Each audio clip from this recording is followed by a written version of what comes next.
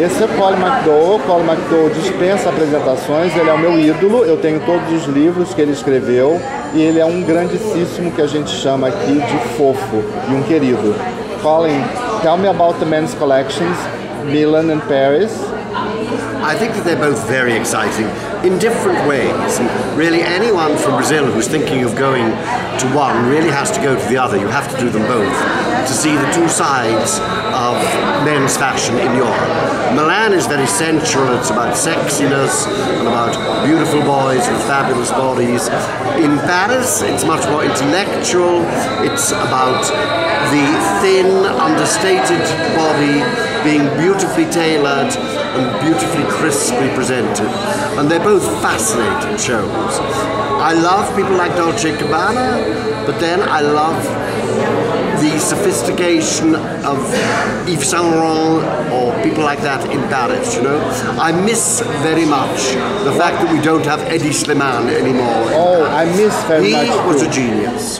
He was a genius. He is a genius. He's a genius, and I'm sure will return. But we miss him because he had something very definite to say. Yes, I think so. What about John Galliano? The men's John collection. Galliano's men's collection is, as you would imagine from a man like John, utterly extraordinary, breaking all the boundaries, breaking through and doing completely different and new things, which are maybe 50 years ahead of their time, it has to be said. These are not clothes that men find it easy to identify with, but you know, people found it took a long time to identify with Picasso, and I believe that John is the Picasso of the fashion world. That's great. What about Burberry? Christoph Burley. Burberry, I think, has now reached a marvelous point where it empowers young men and makes older men feel young and strong. It's a brilliantly conceived collection, and Stephen Bailey, who does it, is a remarkably thoughtful and intelligent designer. And what about Junior Watanabe? Well, of course, when you talk about the Japanese, you talk about great people. I think Junior Watanabe, Rei Kawakubo, they're extraordinary whatever they do. But I have to say, I also have a great affection for people like Dolce & Gabbana, who are very strong, and in your face, and they're very bold, you know, and even Roberto Cavalli.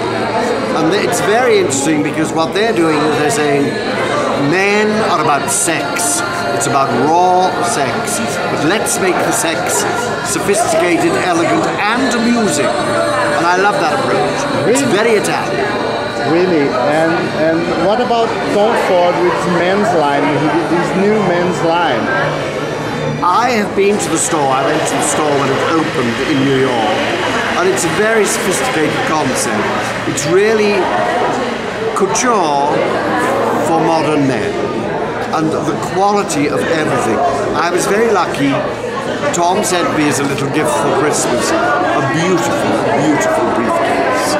And everybody who sees it, even people who are not in fashion, they say, wow, that's absolutely beautiful. And that's what he's about.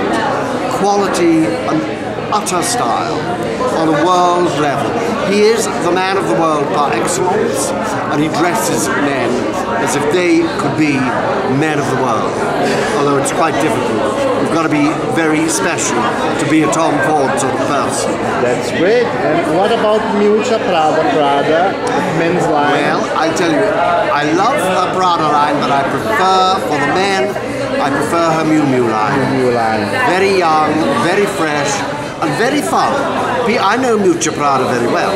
People think she's very serious and very intellectual. She is, but she also has a great sense of humor. And I think it comes out in Miu Miu. That's great. And I love her colours. She does marvellously subtle things with colour. Men, can I just say this? Men often find colour easier to deal with than extraordinary new shapes or strange new fabrics. Great. And what about Ralph Simons?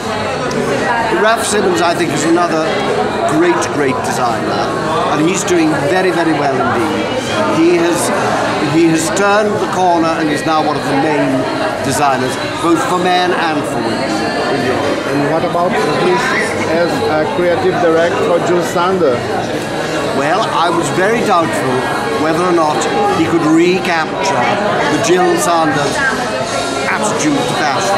But in fact, he took it and he made it his own. He hasn't recaptured it, he's built on it and made something uniquely Ralph. And that's what's clever.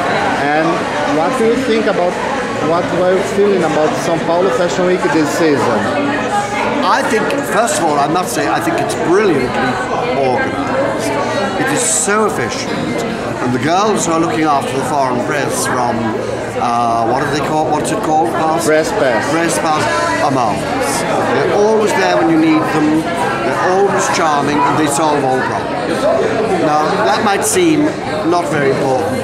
When you're in a foreign country, it's very important to have efficiency around you. People knowing what they're doing.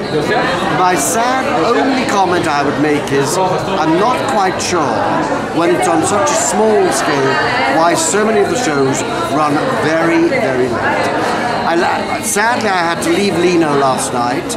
He was so late and I was seeing someone for dinner, and so I couldn't stay. You couldn't see Lino? I couldn't stay. Yes. Now, he was over an hour late. There's no reason for that.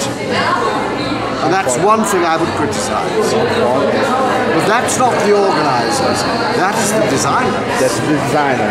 It's okay. Polly, I'm very pleased to talk to you. As I told you before, you are my idol. I love your books. And I will keep this video for my memory and for my archives. Thank you very much. Thank you very much. It's been lovely to talk to you. Thank you very much. You will be very, very, very welcome to Brazil, to São Paulo and to Rio. Thank you very much.